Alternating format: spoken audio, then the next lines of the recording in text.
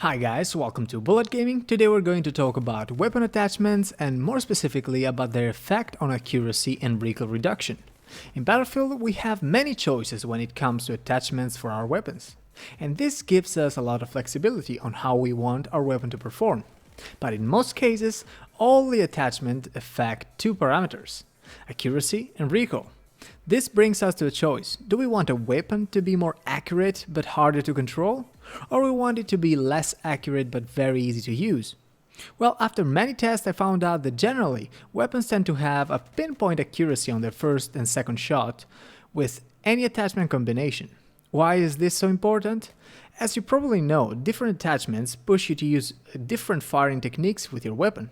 For example, if you go for the maximum accuracy and choose a heavy barrel and stubby grip combination, you're most probably going to mag dump or go for pretty long burst at any range, since you will experience crazy high recoil multiplier on the first shot of every burst.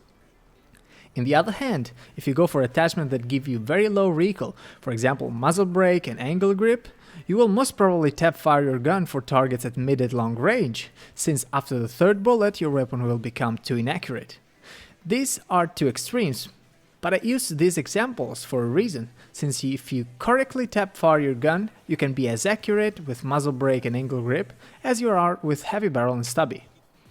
So, you can have the same accuracy while having low recoil, and this comes really handy in many situations. You all have noticed that when you're getting shot at is way harder to aim than normal. This happens because when you're suppressed by enemy fire, your recoil receives a 2x multiplier, effectively giving you double the recoil. If this happens on a weapon that is already hard to control, well, it becomes so difficult that you cannot counter anymore.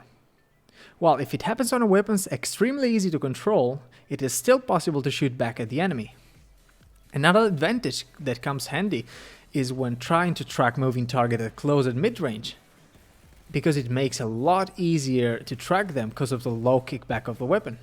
For who is using a hybrid loadout like heavy barrel angled or muzzle stubby combination, you're not wrong, but at the same time you're not making full use of your weapon and you're most likely making your life harder than it should be.